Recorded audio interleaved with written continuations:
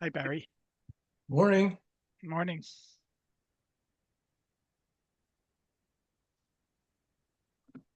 Hi, Sam. Audio test, audio testing. We hear you. Yep. Okay, cool. All right. This is my Windows machine. That is my Linux machine. I think I'm recording here. So let's see if Windows can actually do the job today. Windows 10. I think it's upgraded itself to 11 by now. Does it do that automatically? Well, I said no for quite a while, and I might have accidentally clicked a button at some point. I see. Okay. Because I saw a video that said you should download the Windows installation uh, files because they won't be available after October. For 10, you mean? Yeah, for 10 if you're going to keep using 10. Yeah. I'm not happy with either of them. I'm in the process of taking, like a terabyte or 1.5 Ts off of this machine onto another machine. I have a 4 terabyte SSD, mobile.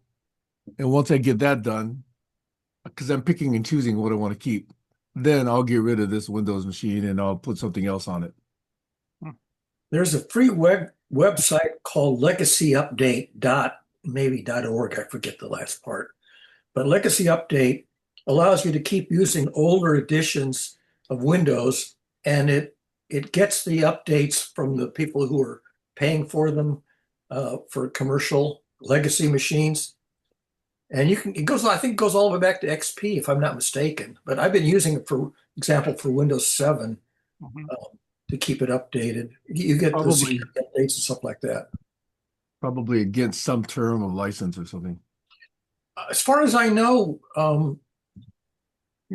Microsoft hasn't said anything about this legacy update site, and they have a blurb about their ethics or whatever you want to call it, their criteria. Had Microsoft engaged in ethical business practices, I don't think Linux would be as far along as it is. Probably, yeah. But it just insisted on squeezing every last cent out of every person with any protoplasm at all. Yeah. They're just so, I have to say, they're Capitalism. such good capitalists Yeah, yeah, that the open source movement had to do something. yeah. Well, yeah. And Started with Bill Gates's letter, "Hey, don't copy BASIC from paper tape." Right? Yep, you must pay me. and then even Berkeley went and redid Unix after AT&T had the copyright on Unix, and then of Yep. course Linux came along after that and All, all these outpaced BSD Unix. word processors, if they've been reasonably priced with a reasonable license, open source would have taken much, much longer to evolve. And Anyway, hey, even Stacy. oh, Stacy, yeah, even Apple's Darwin is based on BSD Unix. Uh, well,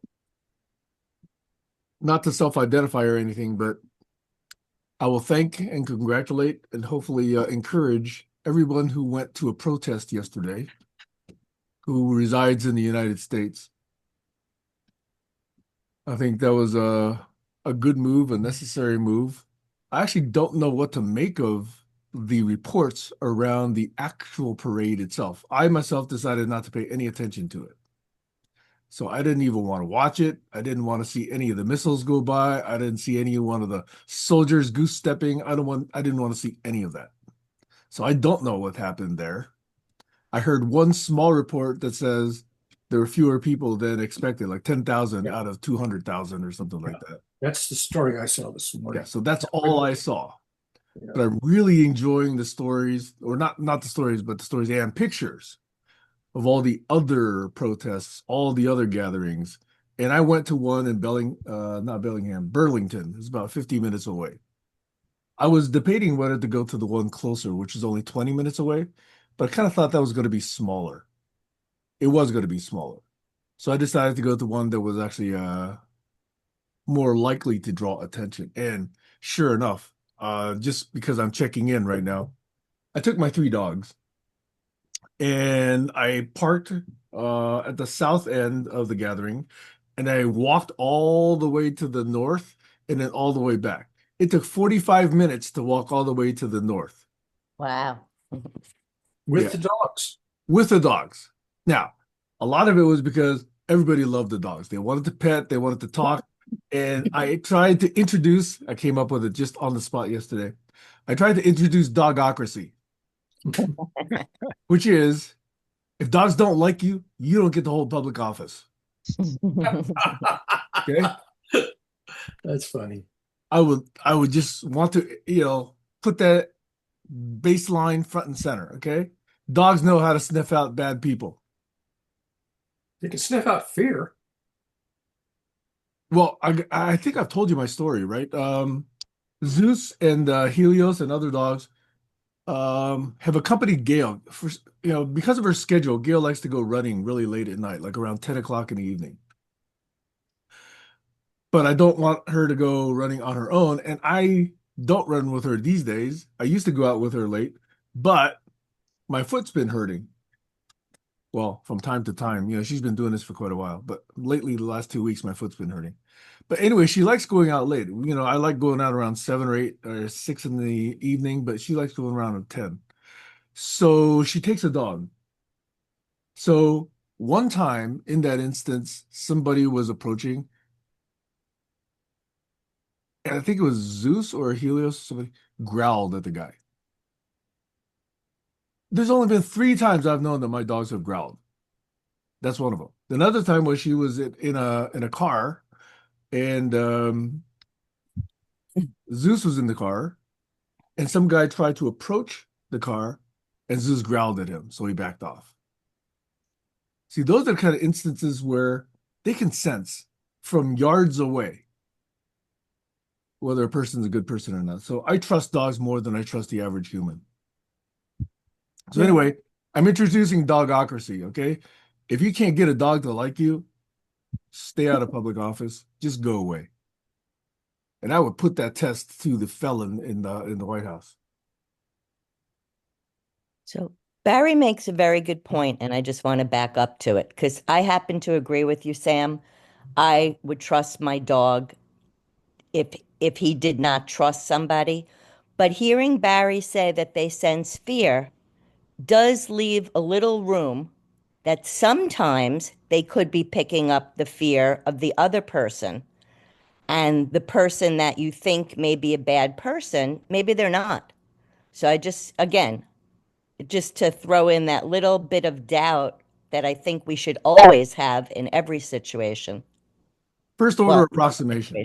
Okay. Yes, things can get tweaked. Yes, we can deal with second and third and fourth order effects, but as a baseline, okay. There, yeah, I will I hold 100% agree. Always there- have. there's a neuropeptide called bombacin. And it was discovered in frogs, actually, in Coison's frogs originally, which is how it's got its name. But if you're in a state of fear, your skin will exude bombacin. And it's a very heavy, not very aromatic molecule. It stays on the skin. But if a predator gets up close and gets their nose to your skin, it makes you want to retch. And so it's a defense mechanism against predators who want to eat you, and you have fear of, you have existential fear. You'll exude bombacin on your skin, but you have to get up really close to smell it. Of course, dogs have a very good sense of smell, so they can smell bombacin, which is to say they can smell fear. But wait a minute. Isn't that what causes goosebumps? No, horripilation. Well, actually, you're right. Yes, I think that's the other effect of bombacin is it tightens the skin, which then makes your hair stand up on end. So yeah, horripilation, I think, is another side effect of bombacin. I think you're right about that. So that's another example. It doesn't always have to be fear. That could be fear on the owner, the dog owner. Well, what I'm saying is sometimes people get goosebumps and it's not because they're afraid. Well, it's an autonomic response, so they may not intellectually feel afraid, but their body is reacting, without deep reasoning about some potential threat. Well, then that would be like the kind of fear you get on a roller coaster. Well, I mean, if you watch a scary movie, it's supposed to make you, with the tingly chimes and all. Um, That's what you need the music for. right, that's the whole music point of view when the axe, murder or whatever. So people will watch horror movies because they like the bombus and rush when they intellectually know it's not really scary. Mm, You get that spine tingling feeling. mm. The jump scares in the movies, the Stephen King jump scares and whatnot. So I note, Stacy, I think you said in fact, you left this session yesterday early because you wanted to go to a protest, right? What was your experience there? So I tried to send you guys a video, a voice thing because it was just so loud there, but it didn't go through. And when I got home, the recording had disappeared. I didn't have cell service to be able to do it. My experience. So first of all, the local paper said there were about 2,500 people there. Some people say it was more than 3,000. It was overwhelmingly wonderful. The people were awesome. At 2 o'clock, the police asked us to leave, and everybody left except for, well, because I suppose they had a permit from 12 to 2. That's the way it was handled in our county that went red for Mike Magalawler. So anyway, the point is, we were happy we had done what we came to do. We left at 2, and the only people that remained were 4 MAGA morons that were dressed in black who had gone to the far corner to try and pretend, to try and put up a sign to make it look like the protests were in favor of Trump. They had a Trump or bust sign, as if anybody would buy that. And in my local community, they're going nuts because again, I went to the cesspool to report back my findings, and they can't stand the fact that all these people showed up. And I guarantee you, there are people there that voted for Trump at least the first time. I mean, I was talking to veterans in the crowd. There were older people, there were younger people. I guarantee there were people that didn't vote at all. That being said, I have been watching, so I did see clips of the parade. What really bothers me, and I notice he does it all the time, is that like even the narrator for the parade, it makes you feel like you're in Disney World. It's that same voice, the production quality of what he does is so manipulative and subliminal. But I saw the stands were empty. One of the independent reporters that I watched was there, and he showed pictures. I never saw a more miserable looking group of people. If you looked at the pictures of Marco Rubio, they were like bored out of their minds. It was hot, it was humid. Um, yeah, it was kind of fun knowing that I know for sure Trump didn't want to be there. So that was pleasing to see. But what's bothering me a little bit is I've watched overnight how the numbers are changing. So what I know is that Newsmax reported 10,000, which was probably an overestimate to start with. 6,600 were military personnel. I saw with my own eyes the pictures of the empty bleachers. I saw the grassy spots. There were probably, according to the one podcaster that I listened to, a couple of thousand people, which seems about right to me, especially now that I know what a couple of thousand people look like, having been at my local protest. Um, but they are wildly underestimating how many people were at the No Kings protests. And it's happening a little bit at a time. So now I saw, yay, 5 million. It was way more than 5 million. Some people are estimating closer to 12 million. I know yesterday, one of the first estimates were about 8 million. And that was based on, I guess, registration numbers. And more people came than registered. I didn't register.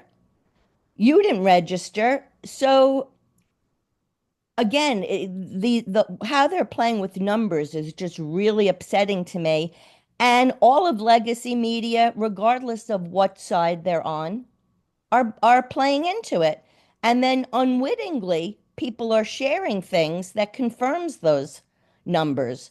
So the whole thing is kind of upsetting, but in the end, I am thrilled because people are standing up, they're rising up, and maybe had this happened in Germany, we wouldn't have had a Holocaust. So that's what I have to say. I think I mentioned I reserved tickets for the DC parade. Yes. And I'm hoping a lot of other people did. Evidently, a lot of people did because I'm really happy that that happened. In Well, fact, they Sam, I'm sorry to interrupt, but they yeah, still only estimate they were only expecting 200,000 anyway. yep. Well, I'm hoping that I was two of those 200,000 if they were reserving that space. But the question I have is, how did you know, or what was the number? What did you cite that said that 6,600 of them were military? Were they, in fact, attending military or the ones that were parading as part of the Parading. parade? Oh, Parading. really? Yeah. 6,600 were in the parade and they counted them as part of the 10,000? I cannot swear that they counted them as the 10. I mean, some of that's an assumption on my part, but I know what the crowd looked like. I know what the number was sent. I know the games they play. I know how many military were supposed to be there. So I'm sort of just putting it together in what I think is the most probable scenario of how it happened. I could be wrong. Again, I'm a little bit too curious, but were there any missiles that came by? I know there were reports of tanks, but what other equipment went by? I did not watch the whole thing. I saw the one with a tank. I'll see if I can get to the video. I have to say, the sad part is it really made us look weak. Midas Touch posted a video where you hear this one tank and it's squeaking all the way. No, seriously, it's sad. And then, then I also saw a lot of complaints about like the way the soldiers were marching, like it wasn't straight. And my first thing is, I don't really care that it wasn't straight because being a soldier is hard enough. And I think it's ridiculous in the first place to, want to be like the fascist regimes and have, the straight, they're not the Rockettes. So, yeah. Well, I wonder whether any of that was intentional on the part of the military. They know how to march in formation. They've been trained since, way before, day two of boot camp. So they know how to march in formation. I wonder whether any of that was actually, intentional. I have to imagine that they were not too thrilled about having to be there on a day that, should have been for them. I mean, it was hot, it was humid, it was a show. I mean, it's supposed to be a non-political, entity. I mean, yeah, I don't think many of them were happy. You know what? I would love to get a glimpse inside. I'd love to get a glimpse inside Kim Jong-un's head and see how much he was laughing at that. Or Putin. Any other strong, autocratic dictator say, ha, ha, look what happened. I would just love to hear what they would say honestly if that was actually the case.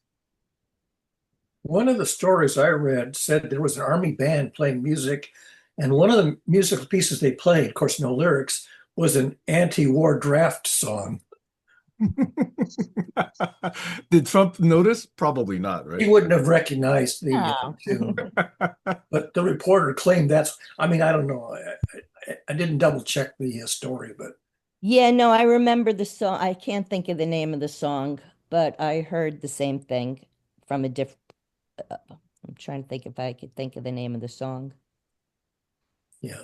So it's about some poor draftee who doesn't want to go, Yeah. something like that. Anyway, welcome, Kayla. I was just summarizing my experience at the Burlington Hello. No Kings Sorry. protest, and then Stacy was also talking about her protest that she attended in Boston. New Interesting. York, New York. New York. Sorry, sorry, sorry. You know, um, I was waiting for police or National Guard or whatever to show up. Nobody showed up. And we stayed way beyond it was supposed to be 2 to 4 o'clock. I was there till at least 4:20, maybe 4:30. Nobody minded. Nobody came to say, get off the streets. And every car, well, not every, but there's a constant honking of cars that went by. So there were a lot of supporters in the vehicles that went by. Same by me. Lots of support. Yeah. And everybody loved the dogs. I brought the dogs. Good for you. Yeah. You remember a movie called Wag the Dog from years ago? I didn't see it. It's a good movie. It's about a situation where Hollywood produces a war, Hmm. and you wonder these days how if that's possible now. Deep fakes. Jesus. Sorry. Yeah. I just saw the picture that Barry posted. They actually had these. You said these tanks were squeaking, Stacy? Yeah. That picture is from the National Public Radio story, so it's legit. Yeah, the crowd is only like 2 or 3 deep in places. Yeah. There's almost as many police officers, at least on the left-hand side. There were definitely more military there than non-military. Oh, really? Yeah, yeah. Well, if we had to have a parade, I'm glad it sent these messages. Guy probably wasted $90+ million of our tax money. Mhm. The other thing that was very upsetting, I was reading, I think it was, well, I know it was Governor Abbott, but I don't remember which city it was, that they used the really unfortunate political assassination that happened in Minnesota to shut down a protest by them. So there were people in Texas that weren't allowed to have, they had to move their demonstration. They still had plenty of people show up, but there were efforts across the nation, in a few different places where they tried to not allow people to be where they planned, but it didn't stop anybody. Even in Minnesota, where they thought people would be too scared to attend, they showed up in full force too. So I don't know the details. Someone was actually shot and killed? Yeah, in God. Minnesota, a state senator and his wife and another couple was shot, but they survived. Oh, so And the nobody actually suspect is was. still on the loose. They know who the suspect was because he fled on foot, leaving his car behind. Okay, so they were shot but did not actually die? One No, couple survived, one couple died. Oh, geez. and their dog was shot too, which you don't hear on most of these reports. Know how the dog. I just want to say, What the so fuck are you the doing gun, shooting at a dog? this gun. So his name is Vance Luther Bolter. He's a former military, anti-abortion Christian nationalist. He also, however, and this is what the other side was playing up, had been appointed by Tim Walz, but he had already been appointed. This is his second appointment. I watched an interview with his housemate, who he had texted the housemates before he did this. And he was just telling them that he was sorry and things got out of hand. But the one guy made it very clear this was a Trump supporter. He had voted for Trump. Um, yeah, the other thing is his car. I saw a picture of his car. It was made to look like, so he was dressed as a police officer. That's important to know as well, which is why he was able to escape from the second location. Because when they went to the first location where the people had been shot at, somebody thought, oh, so and so lives nearby. We need to check their place. And they got to the second couple's place as this guy was escaping, masked, but looking like a police officer. They were able to get his car, which was a black car with like the lights and everything. So I was disappointed that the interviewer who was interviewing the housemate didn't ask about the car because I want to know how long did he have that car for? Because there's something not right in this story. Let me just be clear of where I'm coming from. Yeah, he's probably got puppet masters behind him. Yeah, I would say so. Hmm.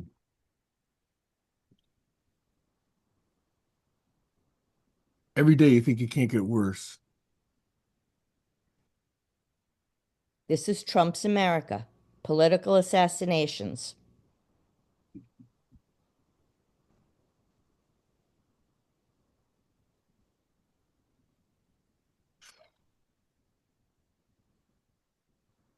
I'm too fucking mad to say anything.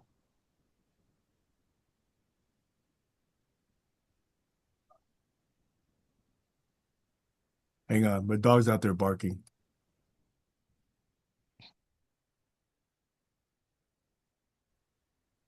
Kayla, you want to check in? Because me and Sam have been doing a lot of talking.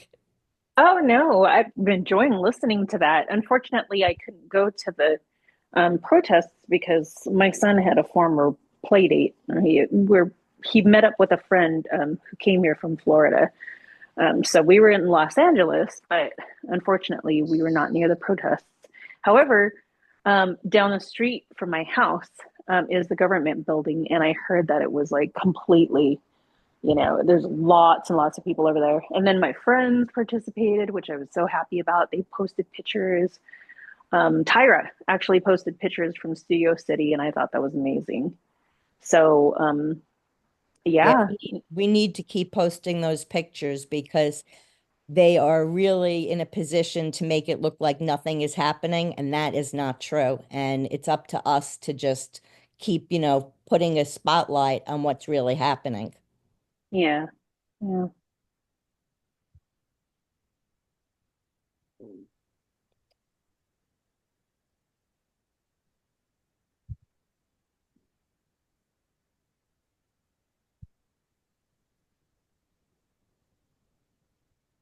I'm thinking dark and evil thoughts right now.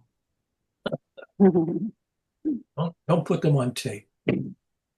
No, I'd actually be glad to post them and have them come after me. Well, you might regret that. I don't think so.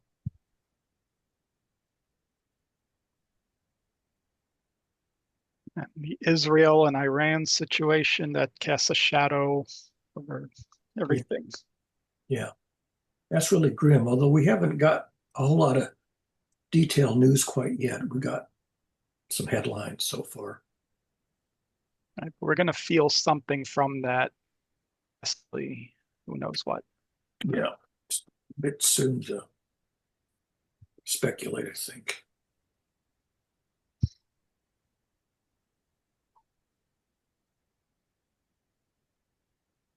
How many thousands of years has that been going on? 3,500 years. Do we have any reason to think they're going to resolve this? No.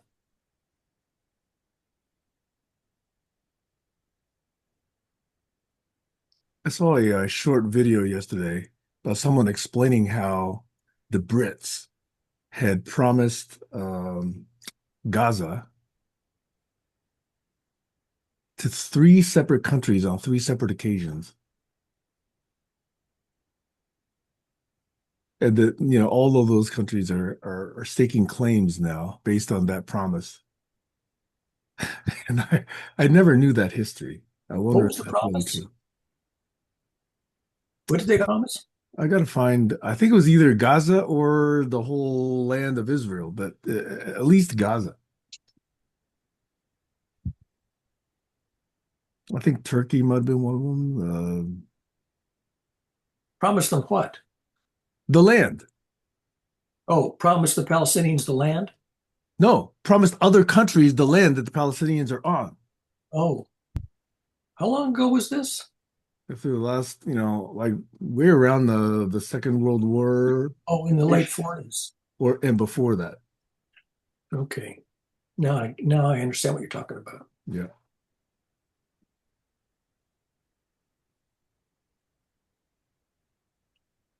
It's not surprising that a lot of the independence movements in the last 100 or 200 years were places where the British had colonized. Yeah.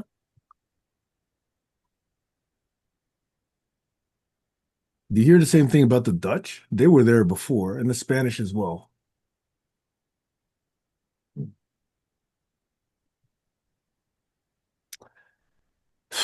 Anyway, at some point I'm going to calm down and go back to my list of prepared questions, but I'm not ready to do that yet.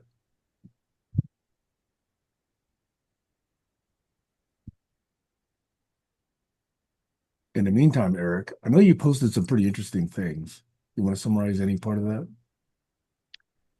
Well, I was just playing with AI, seeing if it can figure out a strategy for negotiating a peace deal or ceasefire, and it did okay. I mean, I guess it can find sources of people who are doing this, and but yeah, I'm still skeptical about AI. It's the value it practically has. People can use it to improve their positions.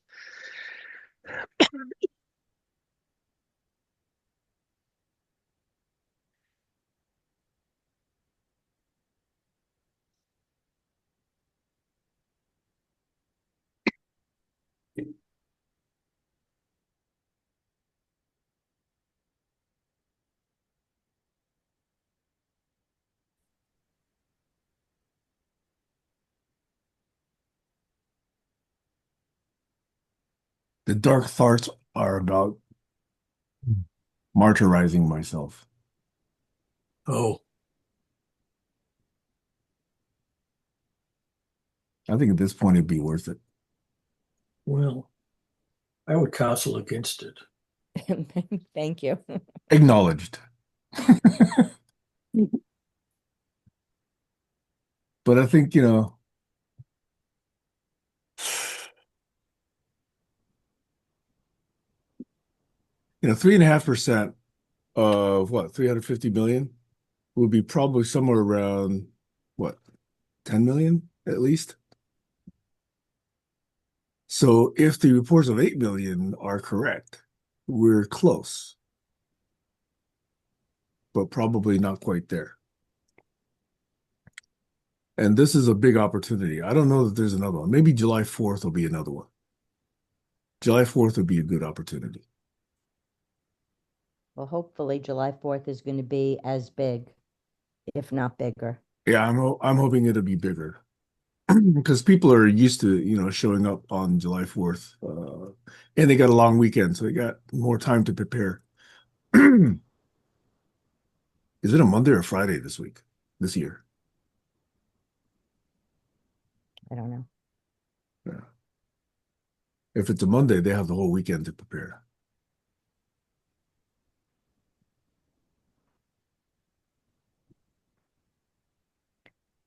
So, to your point, Sam, of what you just said, I made a post after seeing the one story of violence where a 21-year-old man tried to drive into the crowd of protesters. Luckily, nobody was hurt, and he was arrested and is being held without bail.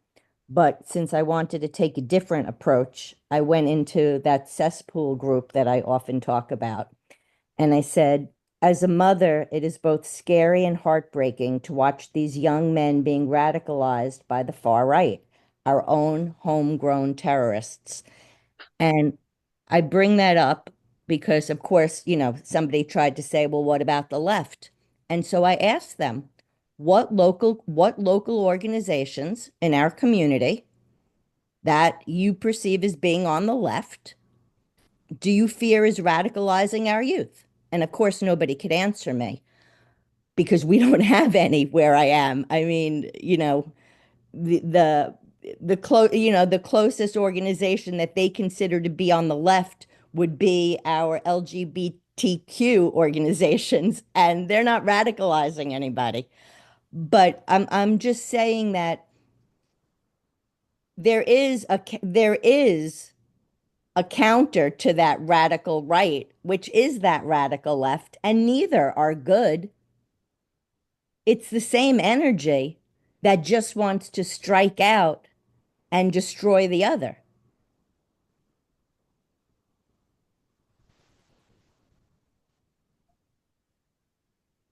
As I said, dark thoughts. So how do we heal dark thoughts? You write poetry or musical verse expressing them. It gets it out of your system. Or if you're really brave, you can just speak them. Yeah, it's better to do it artistically though. And that's where I so disagree with you, and I'm glad you brought that up because you were the one that first helped me to see that people throughout the ages have been expressing what they didn't have the courage to say out loud through drama. Yep. And I recognize that their intentions were good, but I actually think that that has landed us where we are now. Because what I'm recognizing is there probably are not as many evil people as we think they are. But because we've seen so many of their stories played out in the movies and on TV, we think there are even more than there really are, which has, in and of itself, created more people like that because it's like acceptable as being the norm, Yeah. Well, it's the entertainment industry for you. which is my next, Yeah. which is my major area that I want to focus on. Yep. Eyeballs equals money. Yeah. Drama equals eyeballs. Yeah. Boredom is the Fear mother equals of drama. Right. But we play into that. Exactly. It's a huge industry. Entertainment. Because we're too fucking lazy and we have all this leisure time. And these Maybe. people are not writing Wikipedia articles. They're sitting in Netflix watching these latest dramas. Well, if you're terribly opinionated, you're really not supposed to be writing Wikipedia articles. You're supposed to take a neutral stance. So Whatever, Exactly. blogspot articles. yeah, blog, sure, that's fine. Nobody reads your blogs anyway, so there's so damn many of them. Like 20 years ago, you could write a blog and they were few in number, far between now. So surfeit of flood of blogs. So I had an interesting thought yesterday that coming from me, you would probably not expect because, I push back on computers a lot. But I realized yesterday I would very much like to have AI tell me where I'm thinking wrong. Or I think that people, like we should start trying to think more like computers do. You can ask it to provide counter arguments to a thesis to see what it says. Yeah, but even before Thesis going there, I think archive. Stacy has a point. Have a conversation with a bot to say, hey, point out where the holes are in my thinking. What are the counter Yeah. arguments to this thesis? Have at it. I think that's very valuable. In fact, that's one of the best things to do. I posted something, by the way. It was tongue in cheek. ChatGPT has the ability now to look at all your interactions with it and say, what do you know about me? So I posted that yesterday. Some of you caught it. So if you go and ask ChatGPT, hey, with all our conversations, what do you know about me? Well, that would be a good way to start. Did you see what ChatGPT summarized? Like you could do that. Yeah. You could go in like the back end and be like, oh, okay, you know, the day I was posting or the day I was talking to it, it summarized this about me. Mm-hmm. Oh, you mean on a per conversation basis? Yeah. Okay, no, I haven't done that. Yeah. I do No, it in aggregate. I found that on accident. I was cleaning up some cash or something. I didn't have it in storage and I didn't pay for it, the version where it was like, lots of storage. So I found that on the back end. I was like, oh crap, okay. And the funny thing was one day it just summarized that whole day with one sentence. It said, does not like Donald Trump.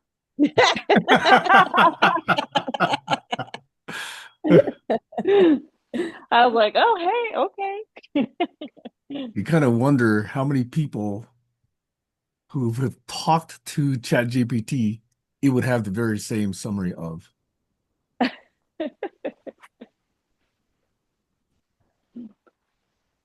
I mean, it said key things like does not like people who talk too much, is, hoping for more accountability or something like that. Something very, very me.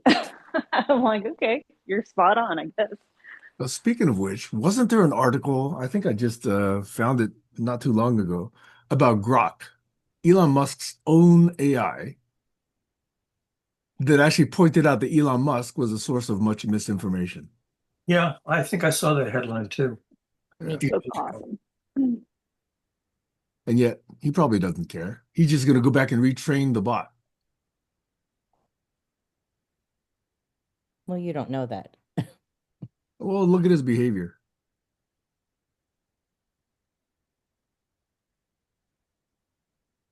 He's willing to buy results. He's known to, spend money to get what he wants.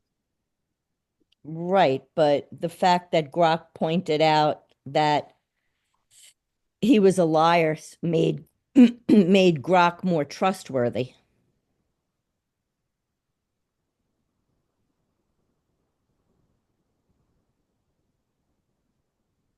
That'll be a temporary phenomenon, in my estimation. I think the ones that I like are the ones that are actually open sourcing themselves. Although few of us have the ability to recreate and verify the openness of those results. Not many of us have farms of GPUs that can go back and re-verify.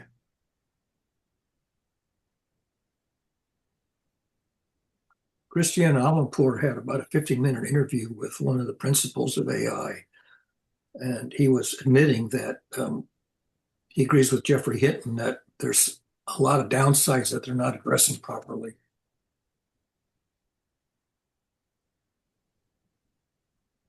Including that it could ultimately could make humans go extinct. It's sort of the worst of the predictions. And it would be right. It would be right.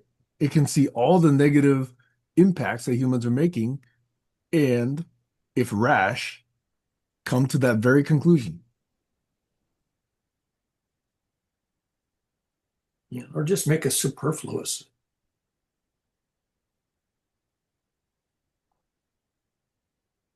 I think Yeah, the few tipping point will exceptions. be when it decides that it can design the next versions of itself.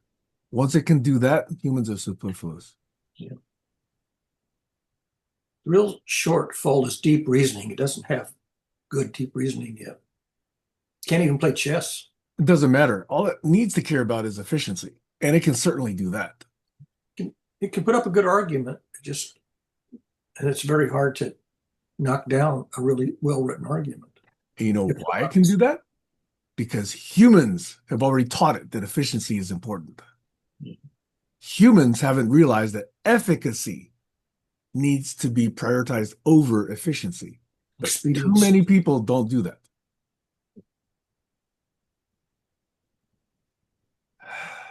Do what's expedient in the short term and be damned about the long-term consequences.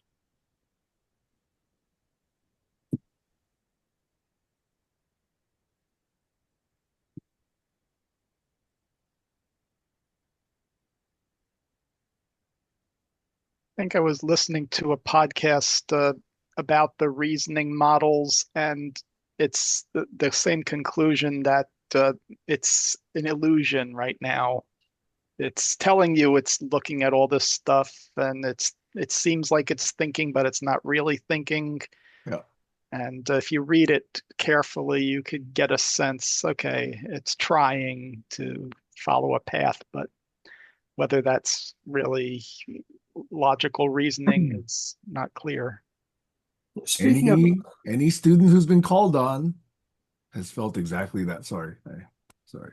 speaking of illusions, I think you can say without too much argument that AIs don't have free will.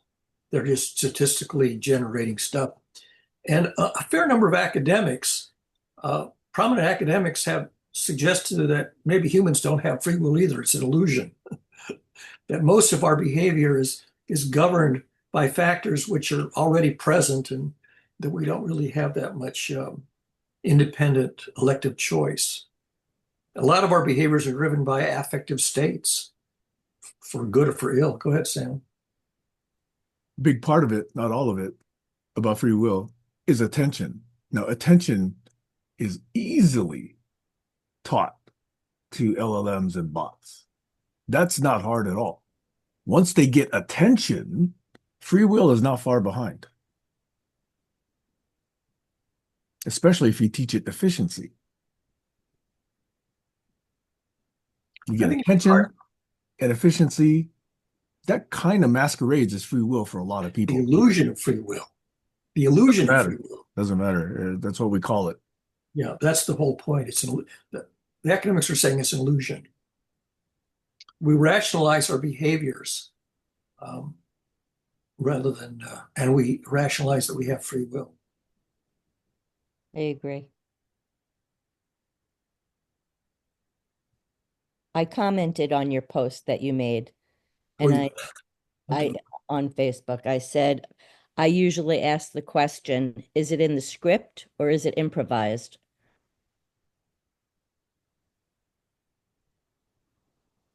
Because that's the extent of free will that I think actually exists.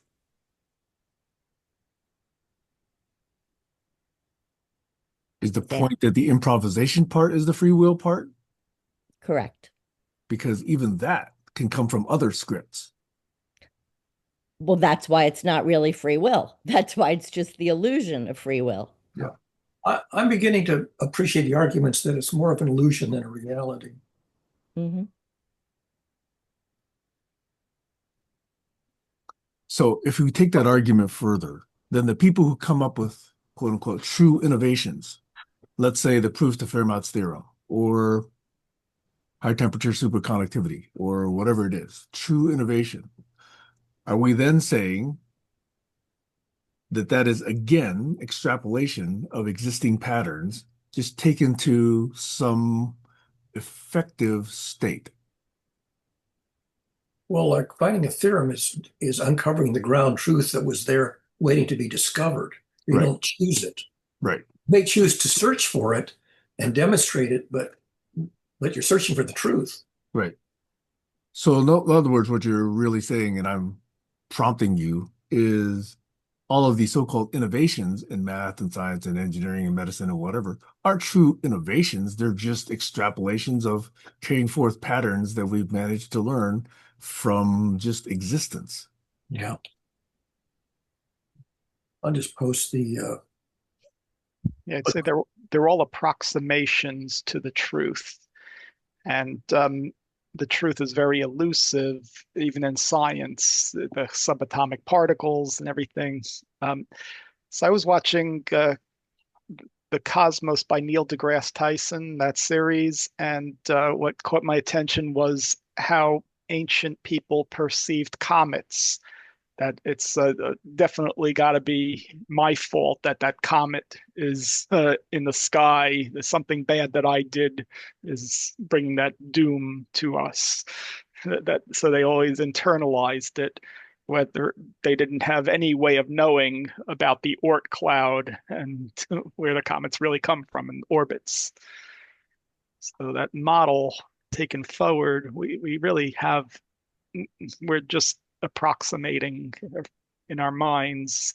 coming up with mental models that we apply and get us places. But yeah, that's the best we can do. Get That's us a very, yeah, go ahead. I was going to say that's a really interesting example you use because when we hear it, I think the first response is to think, oh, how silly they were to think that. But on the other hand, even though in that context it may have not held true, on the other hand, it's quite possible that at least they recognized on some level that the way they behave and the energy they put out adds to what they manifest around them. I And think I that's understand something a that. lot of people believe now. Yeah, the belief system could be a self-fulfilling prophecy. Yeah. It could easily happen again. Yeah. I think the placebo effect kind of demonstrates that. There's a funny story about Isaac Bashevis Singer. Journalists asked him, do you believe in free will? And he says, of course I believe in free will. I don't have a choice in the matter. Nice. Which is not funny. Well, people laugh nonetheless. Did you have a choice to laugh or not?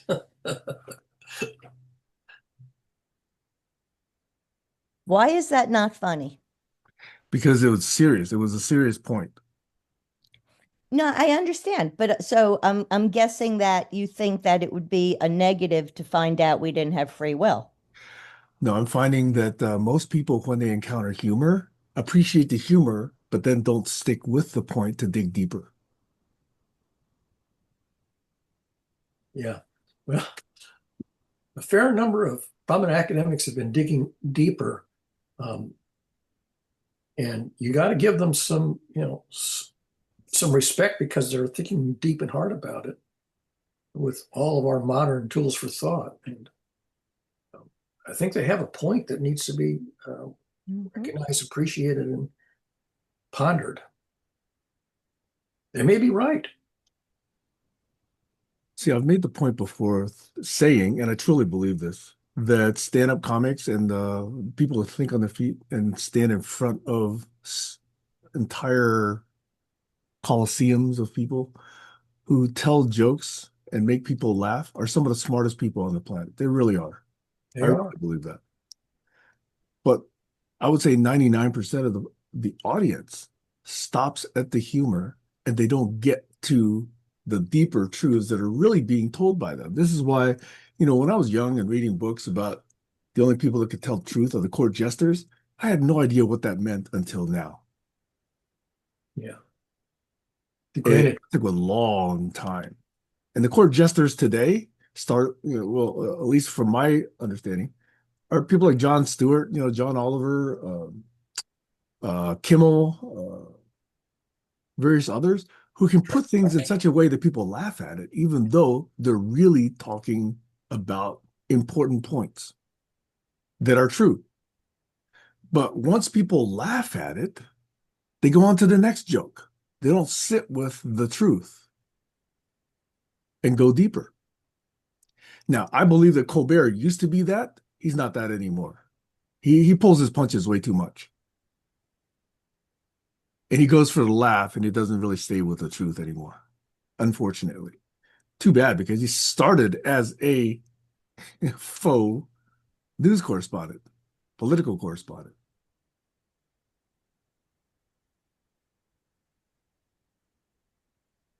Over.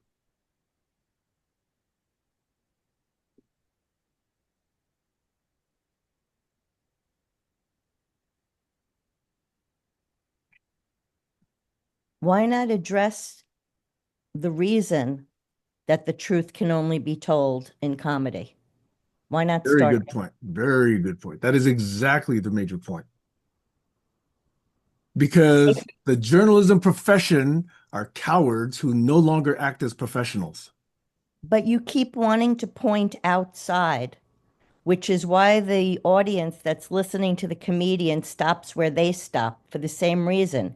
They don't want to focus on themselves. Where is So, outside?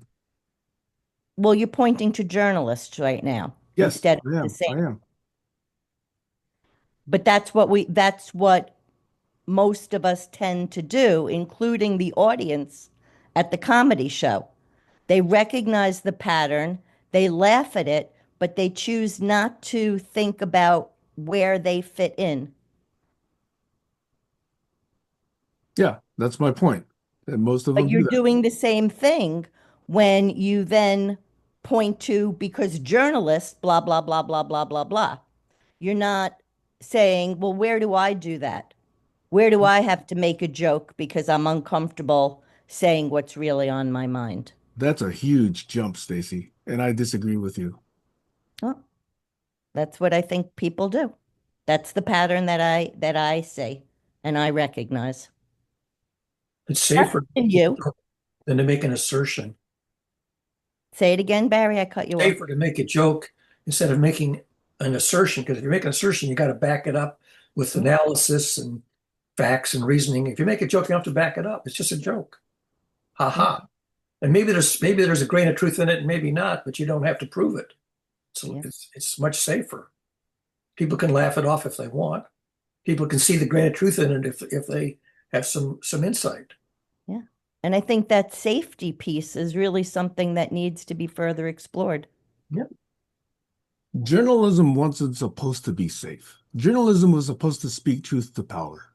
Journalism was supposed to actually focus on the truth. But once it got bought, that focus went away. And that is not about me. That is about journalism. So you're gonna blame what? What is journalism? It's not even a human entity. Like, I don't understand. It's capitalist journalism Exactly. as opposed to factual, unbiased, objective. Objective journalism is really hard to pull off. Ethical objective journalism is quite a skill and quite an And art. yet it was identified as a protected class, Right. Fifth formally estate. protected, and it's gone away. That is not about me, Stacy. Yeah. It's about every one of us. That's too easy. That's too easy. No, it's the truth though. No, But it's no, the that's a Me Too response from someone who is not a. Oh, never mind. Let me not go there. I mean, I give It's you like an all lives matter. That's a response like all lives matter. That is not a proper response. well, it starts at home. Here's an example. The Rolling Stone headline begins with the byline "Dear Leader." Now, "Dear Leader" is clearly a jokey part of the headline. And then the opinion is Trump's military birthday parade was a gross failure. But the "Dear Leader" part is jokey. You know why? Goes after, Because because leader in German is Führer. yeah, and That's Kim what Jong. Führer means in German. Yeah. Can I ask a question about journalism? Yeah. Is this a fairly new concept, meaning like, not in this century, maybe the century before? The only reason why I bring that up is because when you look at the Polynesian culture, the jesters were the only ones that can make fun of the kings. The jesters actually had, even if you look at it, more power than the kings. And they spoke those truths, in a form of humor. But I'm wondering if there is like a society way back in the day that had somebody speak the truth, somebody appointed to that position to quote unquote speak the truth, because that kind of is a loaded question, or something that bears a lot of responsibility. And it's a responsibility of the community, really. It's a responsibility of the individual, it's a responsibility of the community. So the concept of journalism itself is, I don't know, for me, it's set up to fail. You have to do the work. You have to be in touch with your community.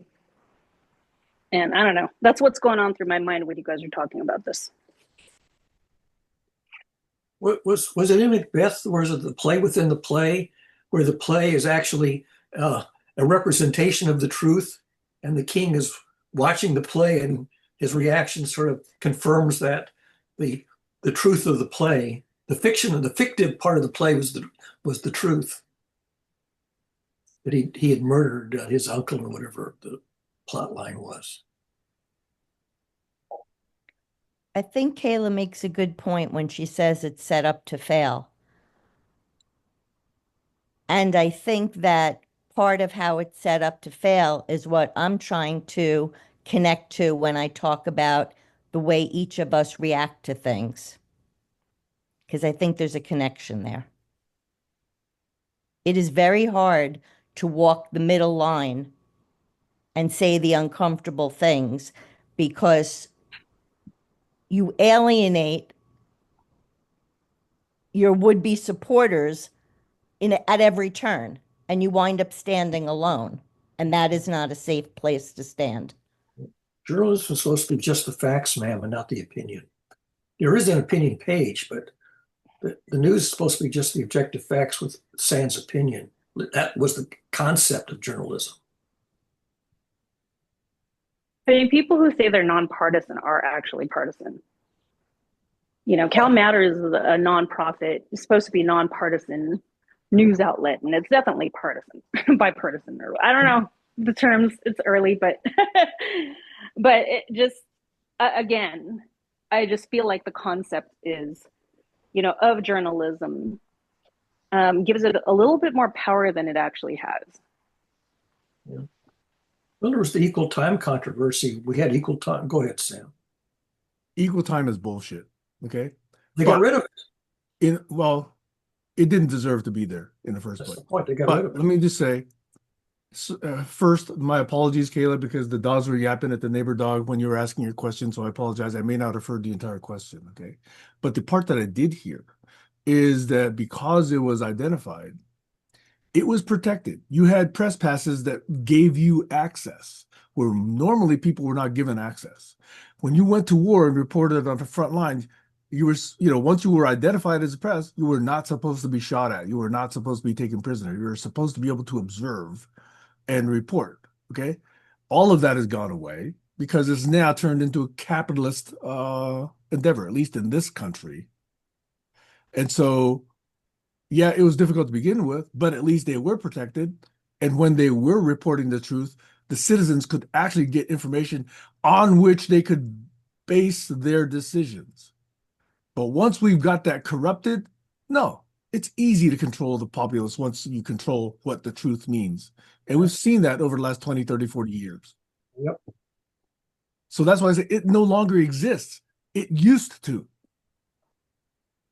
And journalism used to be a respected profession. No, you weren't going into it thinking you were going to get rich, but you went to it thinking you were going to contribute to society by making the population more informed. That's not happening anymore. And you get a company calling itself news, fined $787 million for telling lies, and 30 of them are now in our government. What the fuck? So don't tell me that, we have anything close to journalism anymore, and we don't have a government that even understands it. And it's because we have taken that understanding out of our education. And that's why they can get away with it. Distorts the feedback loop. Grossly distorts the feedback loop. Well, comedians also get away with it too. Because what they have is they can tell people, oh, it's just a joke. Right. That's how they get away with it. Yeah. It's safe. Smart people know it's not just a joke. And even then, there's limits to what kind of jokes you can tell and survive. Eric has his hand up. Yeah. So what I wanted to say is the original intention was for the people branch of government to be a check on the others, and journalism was supposed to be in service of that role to provide the facts so the people can make the decisions and get the right people in government. And that could go back to the Moses and his father, telling him how to set up your leaders. Okay, but these days I heard something on the radio where the legislators are trying to get a tunnel under the Capitol where they could hide from the press. So what does that, you want the people to pay to dig a tunnel so that you don't have access Yeah. to the Crazy. people in power. And yeah, so it's all this perversion of the original intent of yeah, the people's power to govern themselves. And if you don't have the education, because there's a responsibility that comes with that education. So, yeah, I don't know where to go with this, but just wanted to throw it out there. I Thanks, just, Eric. I just want to go back to what Kayla said about comedians being able to get away with it, because I think there's something else at play that might be worth taking note of, and that has to do with the social effects of being in that community. So sometimes people will put up with a joke because they still want to remain in that environment where they're socially connected. And it may not always be so obvious, but if we look at it, we may be able to leverage that in other spaces. Mm-hmm. Yeah. Most people don't want to be shunned or If you fired don't from want it. to be shunned, you can't really say the truth. Well, that's one of the reasons that people use elliptical language and metaphors and poetry and the arts and And other. political correctness and euphemisms. Sam, Oh, sorry. I'm I'm sorry. sorry. I don't have my phone with me, and so I've been just kind of talking at random. But go ahead. I just want to, Sam just said, if you don't want to be shunned, you can't tell the truth. So I just want to replay back that the people doing the shunning are responsible for that as well. And that includes each and every one of us at certain times. Over. Can I talk to Sam? Tell him something in front of you guys. Absolutely. Yeah. Oh, please do. Please do. I'm cleaning out my garage, by the way. So you probably missed my question, which was when, like, when did the official title of journalism begin? Like, what society? How long ago? And I made a reference to the Polynesian culture that they had no journalism. Obviously, it's very small. It was like thousands of years ago, right? But what they did is have court jesters, and the court jesters were the only ones that can make fun of royalty. Um, and in fact, they probably had more power than royalty because they too made fun of, the rulers. So the concept of journalism to me might be quite new, but I don't know. So my question was, is it like in the 1900s did we found journalism, or is it something that was constructed way back in the day? What was the role of Thomas Paine? Didn't he pioneer some American journalism? Go ahead, Sam. They started his newsletter. I forget what it was called, um, but no, I see the point, Kayla, and I missed that part of the question because it's not called journalism necessarily. But if you look at the role of court historian, if you look at the people who learned how to write early, in fact, if any of you watched the movie about Antonio Banderas was in it, he hooked up with a band of Vikings. What was that movie called? 13 Warriors or something like that. And you notice that even the Vikings recognized the importance of having someone who could write, who could tell their story. And then what's the other story about the guy that went into a cave and fought a monster? Um, he also wanted someone to be able to tell his story. So for thousands of years, cultures have known the importance of people who could actually write down the truth, write down the events. Yeah, journalism, I think, is a modern word for it, but it's not a new concept. It goes back to whenever people had events that were worth telling, stories that were worth telling. In fact, you could argue that a lot of the early songs and chants before people learned how to write was a form of journalism, as a way of to pass down the Mhm. culture when you didn't have writing. Nursery rhymes too. Thank Right. you. There was truth in nursery rhymes, and you couldn't stop the children because they were just children. They were just reciting these nursery rhymes, but there was a message in them for the people in power. And then, of course, scriptures are full of epics and stories, some of which claim to Right. be a factual representation. Go ahead, Sam. So to that point, even early cultures, thousands of years ago, recognized the importance of doing so. And today in the US, we're so dumb that we've gotten rid of that.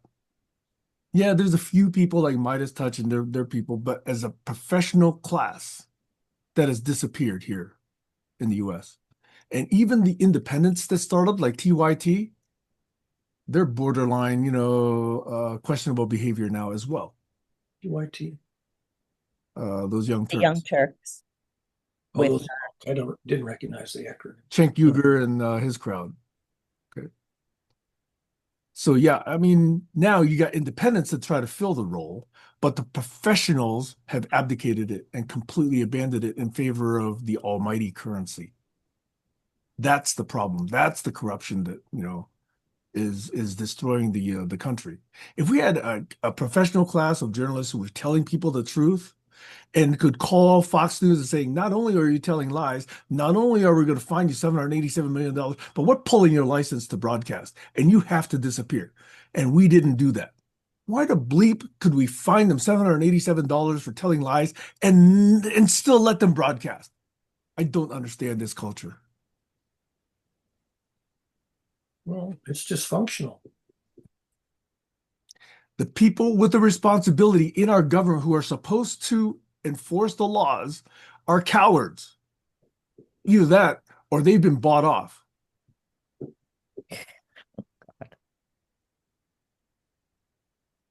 As has the Supreme Court. They've been bought off too. Sam, which law would you have liked to have seen enforced? What do you mean, which law? Which law would you have liked to have seen enforced that you If think, this corporation, Fox, was telling lies, shut them down. Why let according them to continue which to broadcast?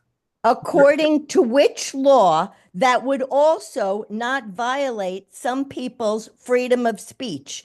Because the point I'm trying to make is that, yes, when you look at something from one direction, you're going to have one opinion. But as soon as you spin around and take that same thing and apply it to something else, you might find that you contradict yourself.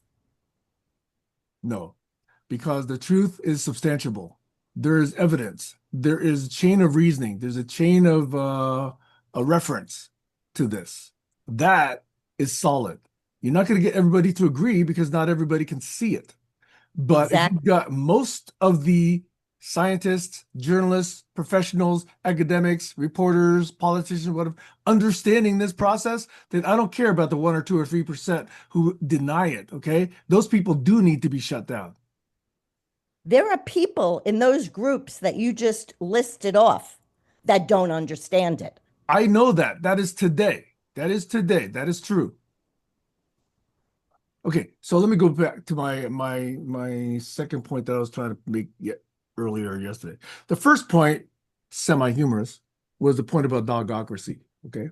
The second point is, and I think I mentioned this yesterday, the new society I'd like to create, and I've been thinking about this for at least the last 24 hours, if not more. Actually, it's been, years, but consistently for the last 24 hours, is to build the new society based on a teacher class. that could actually determine whether someone understands a concept or not. You could ask someone, hey, do you know what the three branches of the US constitutional government is? And if you cannot name them, that's grounds for disqualification. Now, that's not the only criteria. You got to go into checks and balances, you got to go into journalism, you got to go into, exercise of power, division between states and the federal government. You got to understand all of that.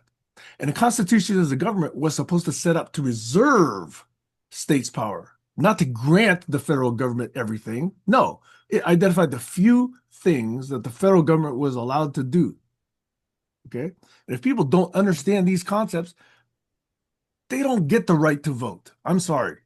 If you can't understand that 1 + 1 = 2, and you got these idiots out there in the YouTube space saying 1 + 1 = 3, they're not allowed to vote. It's that simple, okay? There's a whole class of people who are set up to understand whether someone can graduate from fourth grade to fifth grade. They're not doing their jobs because we get a lot of people graduated into society who are allowed to vote who don't understand these concepts.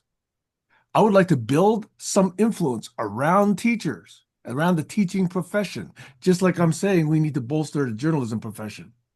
But we need to build up teachers and treat them respectfully the way Japan does, the way Finland does, and not, make them live at poverty levels simply because we value athletes more than we value teachers. We pay athletes hundreds of millions of dollars. We pay teachers what, barely above poverty level? That tells you the values in this country. So we got to reverse that. We got to build a society where teachers can determine, hey, you have earned your diploma, which means you can vote. A diploma ought to mean something. Over. Who decides who the good teachers are? As a teaching class, there's an entire bell curve of competence that exists in everything. But to start, you got to be able to start there and then refine the process as we go. It's not going to be perfect at the beginning, but it'd be way better than what we got today. There was a movie a few years ago called Waiting for Superman about teachers, and it was about the time that Michelle Rhee went into Washington, D.C. and reformed the education system there. Yeah, it showed how difficult it is for new teachers, the hurdles they have to go through and the problems they face. But yeah, if you look at they made some points in that movie showing the state systems that let the bad teachers stick around and they shift them to other districts, all kinds of horse trading going on there. So yeah, until the corruption and the money is addressed, you're stuck in a system. Yes. Yeah, so you need some pressures to make that change. Yep. And where does the pressure come from is the question. Yep. So Eric, so I was a teacher when I was in my 20s, and one of the things that would have greatly helped me was collaborative lesson planning, because I was very good at teaching and getting points across, but it was a lot of effort doing every single lesson plan and putting it in a format to meet the needs of the administrator instead of worrying about the needs of my class. And when I would occasionally go to workshops where they would give us lesson plans to work with, it was like night and day. And I always felt that we should be collaborating on doing it. It would have, made things easier. I feel very similar to when Sam was talking about journalism. I feel like we really need a citizens journalism kind of collaborative approach to telling what's happening. So, two different things, journalism and education, but both I think would benefit by a group process. Over. And Kayla? Sorry, not Kayla. Stacy? Mm-hmm. GitHub is your friend. Not my friend. It will be your I friend. will never go there. No, because you are now denying yourself the ability to do that collaboration that you're talking about. If I check in or someone else, let's say somebody else in Maryland, okay, in that district where Eric was talking about, checks in, let's say, a fifth grade curriculum, okay, and has a very good lesson plan, okay? If you get that emailed to you, you don't know whether or not that person's actually improved it a week later, a month later, a year later. Whereas if you have GitHub managing all of those changes, you can tell when it's an entire new syllabus, or you can tell whether or not it's just an E got changed to an I because of a spelling check. Okay. Both are valuable. Okay. So that's the level of collaboration that will give you the scalability and the group co-creation of those lessons plans that you're talking about. So I know that GitHub is not today your friend, but the concept you're talking about is absolutely the one represented by GitHub. Over. If I have to travel to GitHub, they're not my tribe. If you have And to travel to wait, email, let it's me exactly finish. the same effect. Let me, you just cut me off, I Sam. did. Their mistake is not being able to find me and the millions of other people that may have something to offer and engage them. Over. Let me respond to that. It is not GitHub's responsibility to find you, Stacy. The people there I'm talking about. Well, the people and how they find you, that's a separate process completely independent of the GitHub platform. Now, whether you connect with them on Instagram or Facebook or email or your cesspool or whatever you're talking about, that's where you can make the connections. But if you really want to have that collaboration, no other tool does it as well today as GitHub does. Now, maybe you want to build some ease of use features into it for less techie people, but the concept is exactly the same as GitHub at the core. Over.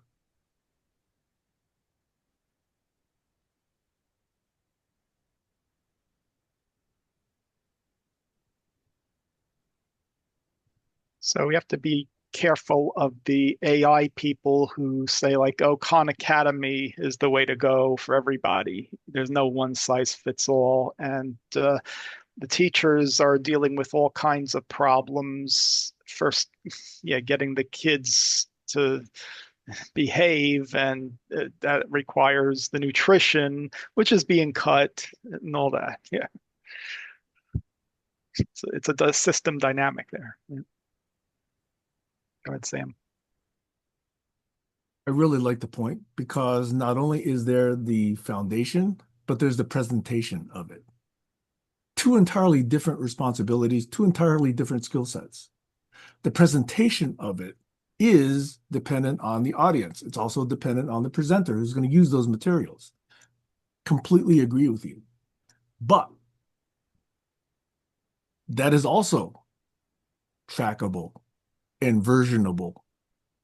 So if I want to be speaking to 5-year-olds with, hunger problems from east side of Palo Alto with, single parent families, yeah, I should be able to customize my presentation for that particular audience. Okay. And that set of knowledge, those skills can be captured as well. And if somebody else says, hey, I've got the same material, but I want to present it to people in, let's say, Silver Spring, Maryland, living in mansions with, two people in their parents who both work for governments at the ES level. Okay. I should be able to do that as well. The presentation is distinct from the foundational knowledge, but I argue is more important, and it's much, much greater than the foundation of the knowledge. Okay. Knowledge of how to present knowledge is way more complicated than the actual knowledge itself. Over. Yeah, I think you still need humans in the loop. You don't want to outsource it to AI or even online courses. Yeah, there was no implication that I was going to outsource it, Yeah, I at know this you point. wouldn't, At this point. but a lot of people believe that. And I was on a project where I was building a course to be used by incoming freshmen, and the professors, they wanted the computer to do a lot. Even, I mean, they did grade, they did have communication in a separate channel with their students, but they wanted a lot of the work handled by the computer. which it can do if depending on what your subject is. But you have to be reasonable.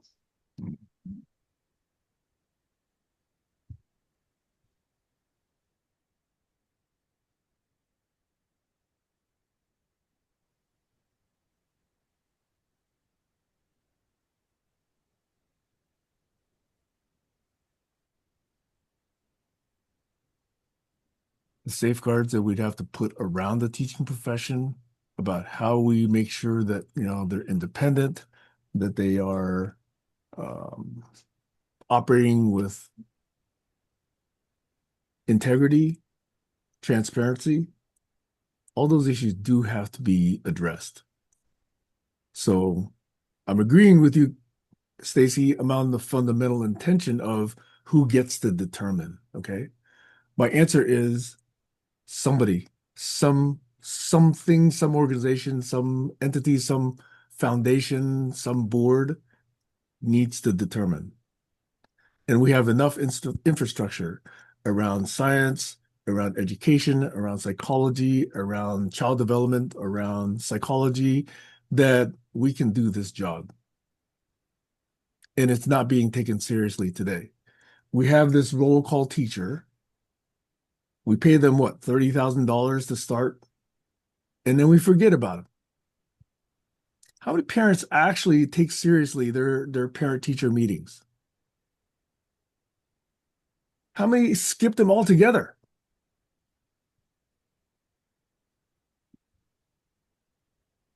And if you actually, understand that and you take a look at those statistics, you'll see how the general American parent treats the teaching profession.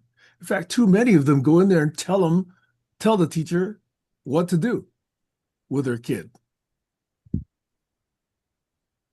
I had a 10 years of music teaching experience. This is not the norm, but I did have a few parents come to me and say, my kid ought to be sitting, further up in the section. Why'd you put my kid way back in that back part of the session? It wasn't all the time. It was a few, but there are parents to do that. So I know it happens a lot in regular schools. In Palo Alto, that particular organization, that was some very well-to-do people. You would say privileged, supposedly educated, and that still happened. Over. How did you respond, Sam? How did I respond?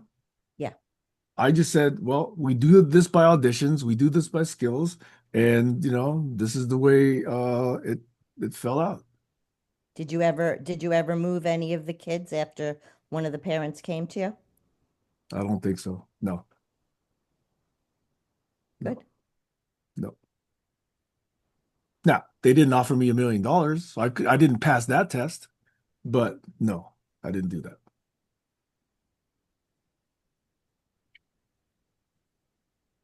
Had they offered me $1 million, would I have done it? I can't say for sure, but I would still say probably not. But there's always room for doubt. That's the Was problem. your livelihood dependent upon that position?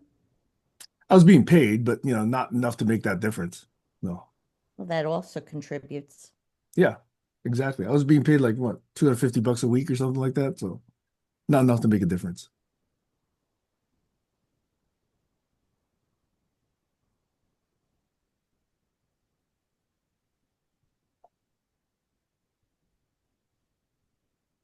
In fact, probably not even that much. Remember, this is in the 80s. That would have been a lot of money in the 80s.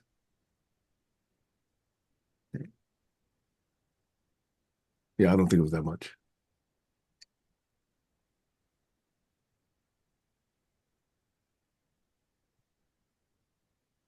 And for the very same point, when I joined the Albuquerque Youth Symphony, and I was brand new to that particular organization, and there's always a pecking order in orchestras. Almost any musical group, oh, that person's really good. He's sitting first chair, and this person's really good too, but didn't quite make that.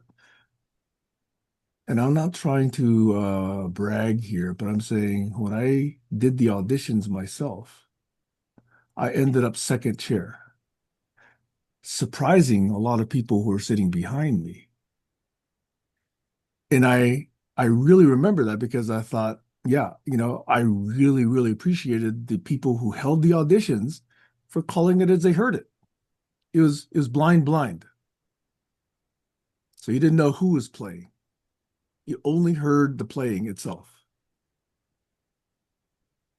Over.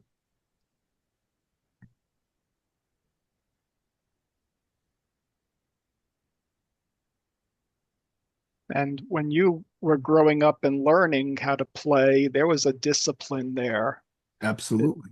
right? I don't know Absolutely. if you still have that kind of discipline, except, like for contests and things like that. I think there's a lot of distractions now, and yeah, it's Yeah. hard to get that focus and practice that's Yeah. needed to improve. In fact, I'm going to piss off some people by saying this also. When I grew up and watching my kids go through TKD or, arts programs or whatever, and I was thinking, WTF, people were getting essentially participation trophies. Mhm. Perfect attendance. Yeah, but those are life skills that anybody needs to keep improving themselves.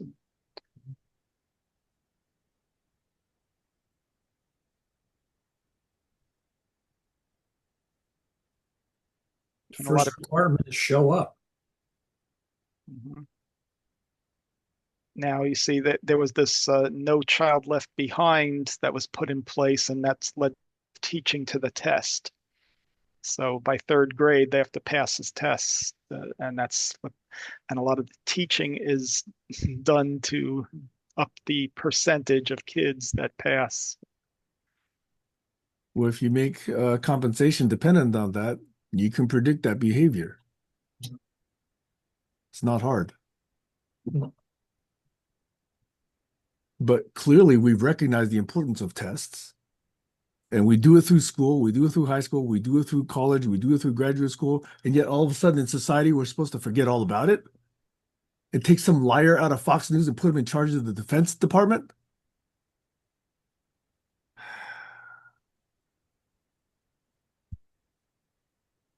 And take some 22-year-old and make them represent the leader of the country.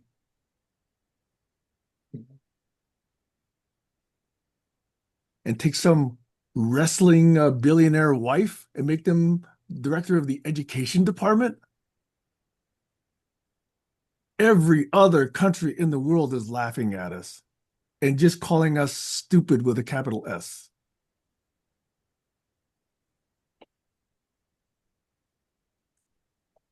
I'm surprised that is why more people aren't thinking about leaving the country. Well, a lot of people think about it, but it's a big move, especially if you're my age. But how do you think it's going to go well, Barry? It isn't going If to you go well. stay It's going to here. go badly. I'm anticipating it's going to go. It's going to be a tragedy. That's my anticipation. I'm hoping for it, but I'm anticipating it.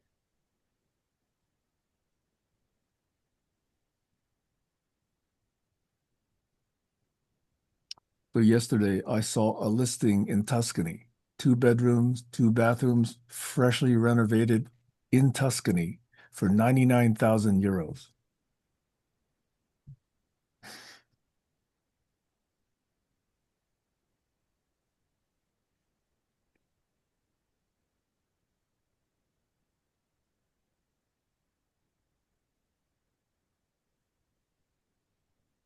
Look, I know that there's a lot of thought out there about saying, hey, stay, change the system. But this the odds are so stacked. Education is rotten, the Supreme Court is rotten, the journalism profession is rotten, money buys elections. Uh, Hypocrisy means nothing to most people now. Integrity means nothing to most people now. Each one of those is almost an insoluble problem. How do we solve all of that together in aggregate in sufficient time that we can solve this before you or I, you know, go 6 feet underground. If you can't solve an actual whack-a-mole physical game, how are you going to solve it in this abstract space with, a dozen or more of these moles popping up? Yeah. Knock one down and one pops up over there. So, Sam, from your computer experience, what have you seen companies do when they realize their systems are legacy and that they can't sustain it anymore? Do they go to like a greenfield platform and retry, rebuild, Yeah, or they excellent keep the old one question. running? I have seen companies completely redefine themselves. Hmm. I don't know if you know a company called Cincom, CINCOM. They used Okay. to build way back in the 70s and 80s a hierarchical database system. Yep. You know what they are today? I don't They know. sell Smalltalk, the object-oriented programming language. Oh, nice. Now, you take a look at relational database management systems like Ingress, Oracle. What's the hot thing these days? Mongo. And Oh. it's like, what are they? They're hierarchical database systems. Hmm. 40, 50 years later. Yep. Okay. So if you're willing to redefine yourselves, yeah, that's important. Now you take a company like Oracle, right? They bought Siebel. Siebel was a thick client CRM system that actually pioneered the notion. They didn't actually pioneer, no, Salesforce pioneered the concept of thin client, the web-based software, web-based SaaS delivery. But Siebel tried doing that, okay? And Oracle bought them back because they were trying to redefine themselves because they said if we don't obsolete ourselves, somebody else will. Surely enough, somebody else did. But at least they recognized it and made an effort. Some companies don't even make an effort. But if you do, you can still have some vision, some value that you're building over. Stace? Is it okay if I change the subject slightly? Please. Okay. Fi- Eric, that depends on whether you feel you've gotten a response. You're gonna Yeah, want go you're ahead. gonna want to hear this. Oh, I'm sorry, Eric. You got your response? Yeah, I got it. Go ahead, Stacy. So this I'm going back to what happened in Missouri, and I wanted to point out that before this woman was murdered, the Democrats had a majority. They no longer have a majority. Since that point, the governor of that state has issued a state of emergency preemptively to Trump doing it. And the one of the mayors there is complaining that this is overreach. So as long as we're going to get conspiratorial, there seems to have been a desire to declare a state of emergency, at least in this particular state. Just mentioning that.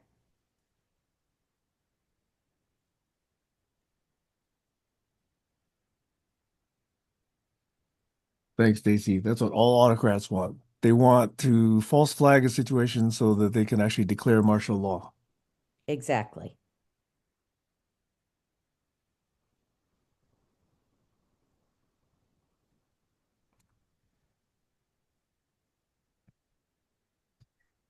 I But can't even it count. also lends to a possible motivation for this particular murder.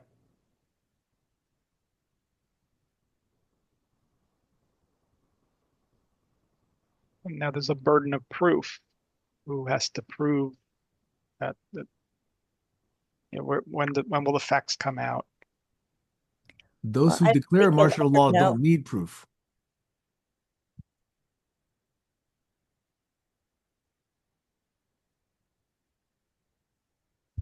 So would you say that the social contract is broken now? It's been broken for years. It's been broken since, money could buy politics. a dozen years ago with what was it? Stupid name, Citizens United. More than a dozen years ago. I couldn't believe it when Supreme Court reviewed it and agreed that organizations were quote unquote people and could buy elections.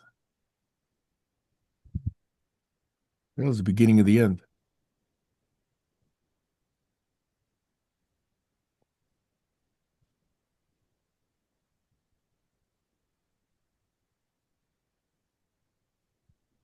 And Musk was throwing around, $1 million for random voters, and nobody ever actually said, "Hey, that's against the law." That's what I mean when I say the people with the responsibility are cowards. Yeah, there is an FEC, federal election, was supposed to account for all that. They've been doing their job. Gerrymandering will be as bad as it is.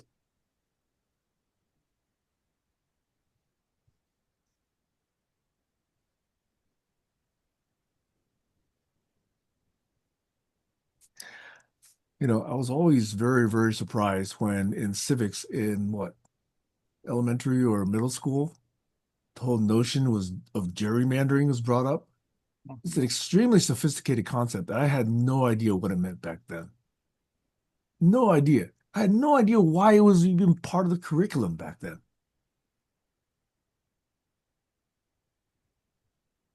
Yeah, logically, it doesn't make Yeah. sense. But Gerrymandering over here, the Nina de Pinta de Santa Maria over here.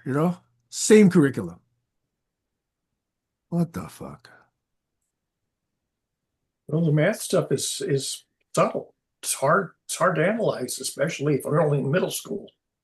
Okay, I gotta apologize to all of you guys, okay? I am a sound like I've had several drinks. I haven't, okay? I just woke up and I'm gonna shut up now. Barry, did you want to finish your thought? Well, I think it's pretty obvious that if you have to do mathematical analysis to understand some method of gaming the system, then you're talking about graduate level research and analysis. And there aren't very many people who can even follow that, let alone do it.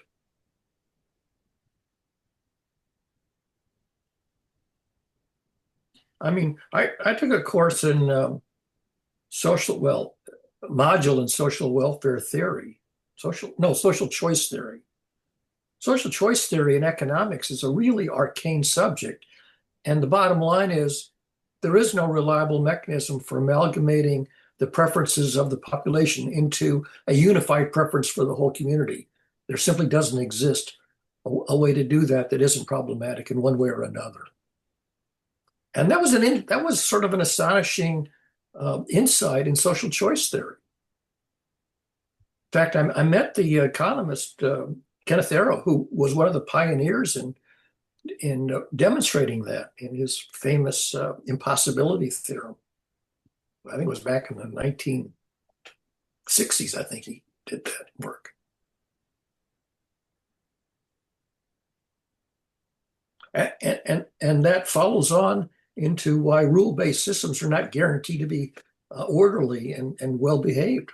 They can easily veer into chaotic dynamics. That's what's one of the things that gaming the system ends up doing.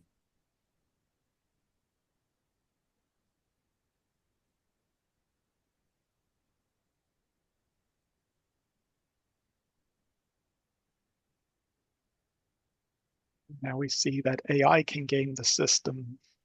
Well, yeah, if you can see the pattern of how, the mechanisms that are used to game the system, you see how ubiquitous it can be and how subtle it can be and how difficult for the general public to recognize and understand and analyze and deprecate the phenomenon of gaming the system. It's ubiquitous. I was thinking about this yesterday because AI can do math in a way that we can't. And I was thinking, starting at ground zero, like I was thinking with myself, if I have basically there's three responses. I could go to the left, I could go to the right, or it could be a maybe. And if you have three responses, the combination of me and you, how many possibilities is that? Is it 6 or 9? If I have three possible choices, you have three possible choices, and we're working together, is that 9 possibilities or 6? 9. Okay, thank you. So now, if you add in another person and they have three choices, how many possibilities is it then? Like 27? Okay, good. So again, I can't go much further than that, but a computer can. And when you imagine all of the different possibilities within any given scenario, I mean, it's infinite. Humans can't be expected to do that. So, where I'm always coming from is let's start at the smallest point before we even make one of those three choices and catch it then. Because once it grows, it's going to be too hard to retrace and find out where we went the mark. Over.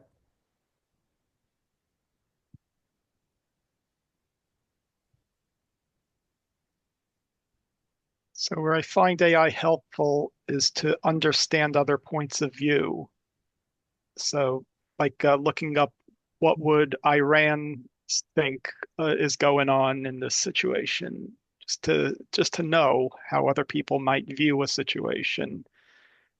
Yeah. It's a great use. Yeah, the logic of gaming is very subtle and often very complex.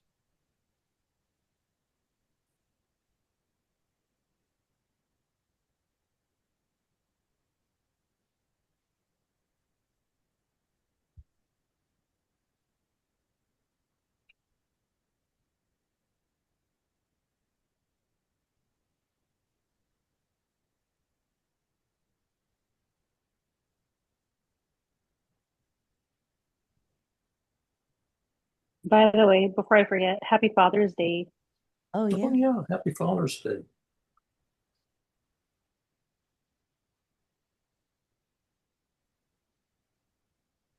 Happy Pappy's Day.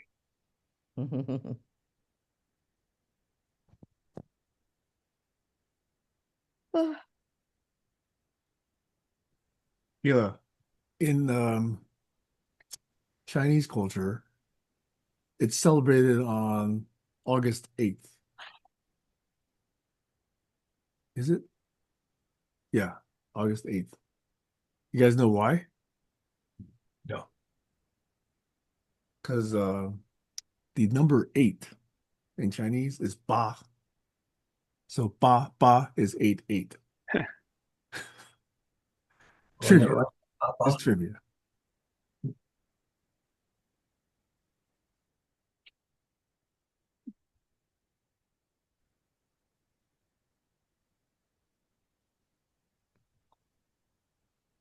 Another thing I watched on that Cosmos series is that the Chinese had the oldest systems of writing, and they were good at book burning too. And it was like, yeah, they had to consolidate power, and you had to think the way the emperor thought. As recently as Mao also.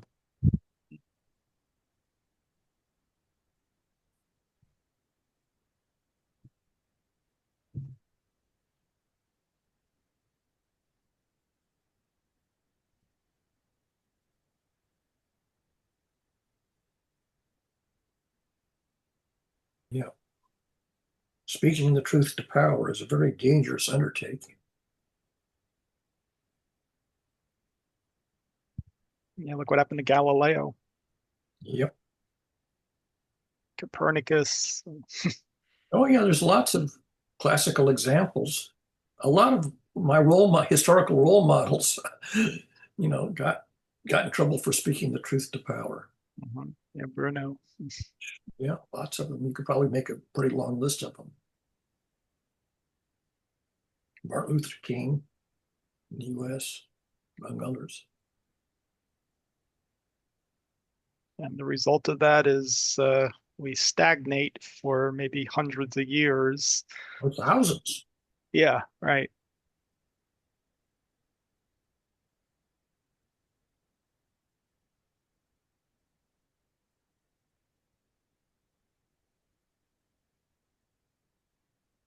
I mean, how long is it going to be before the general population arrives at the conclusion that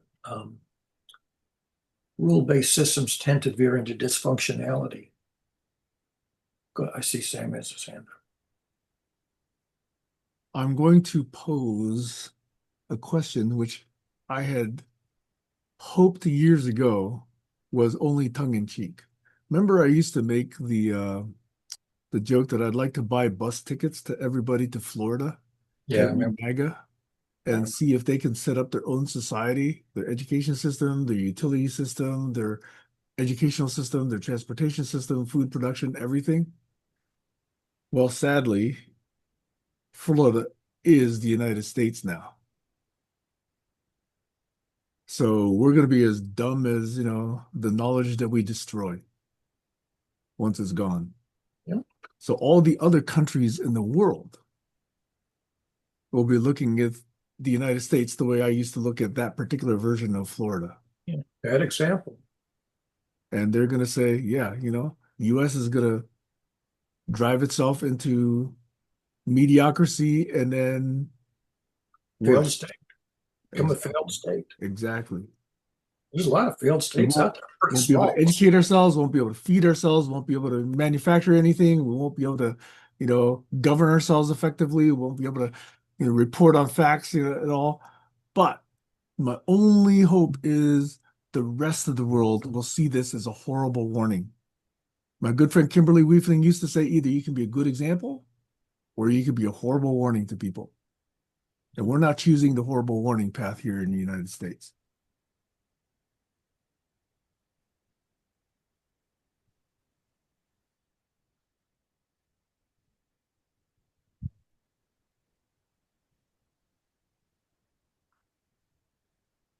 So I posted on Facebook Nate Hagen's The Great Simplification.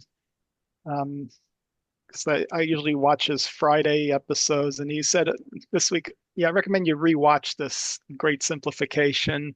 And towards the end, there was a point it made, which I clipped that I started at that segment, but the energy is going to be a problem.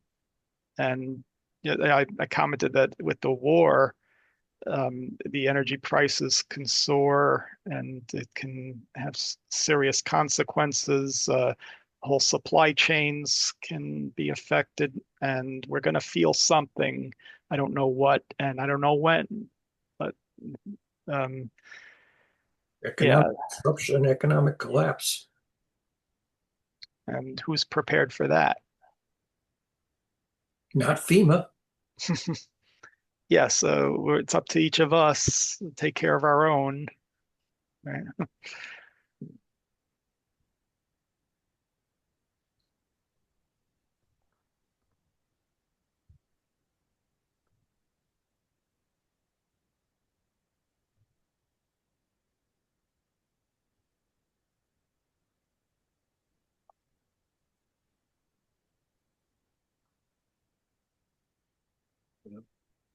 Trust but verify, but we don't know how to verify.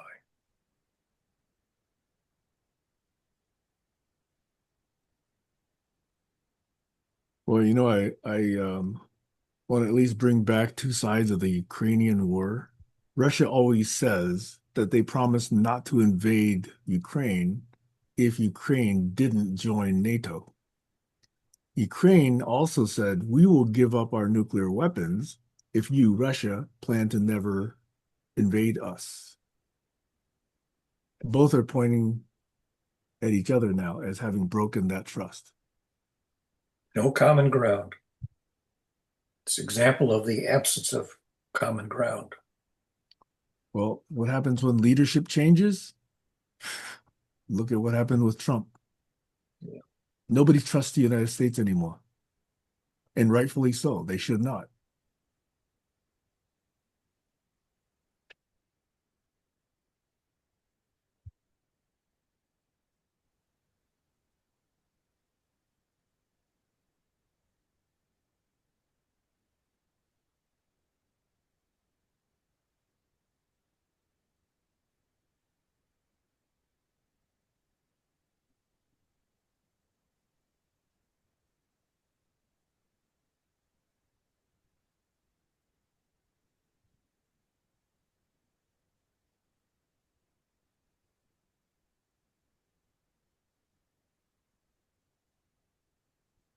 We just keep plugging away at it, keep doing the best we can.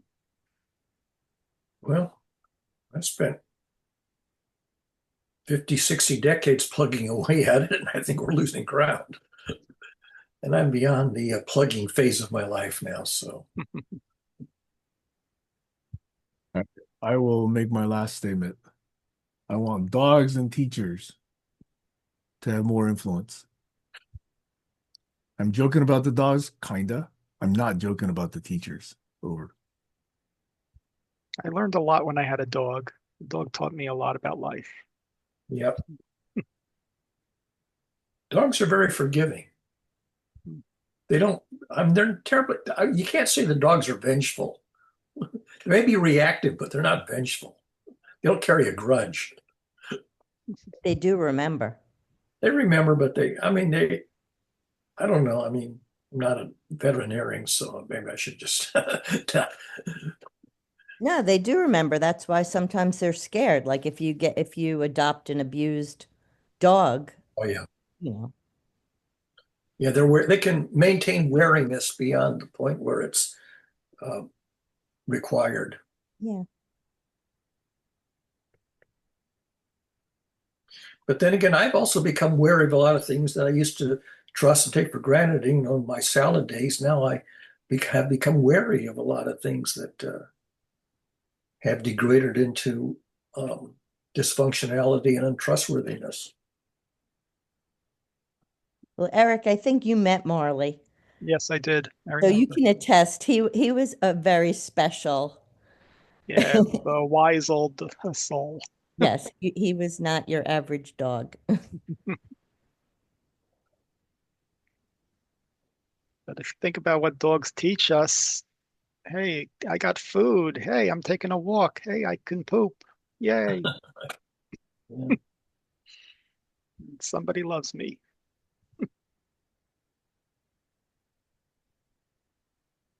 Okay, I'm gonna have to dip out here, but I just wanted to say Happy Father's Day again to everybody, and great conversation. I love this. Yeah, Happy thank you, Father's Kayla. Day, Mr. Mom.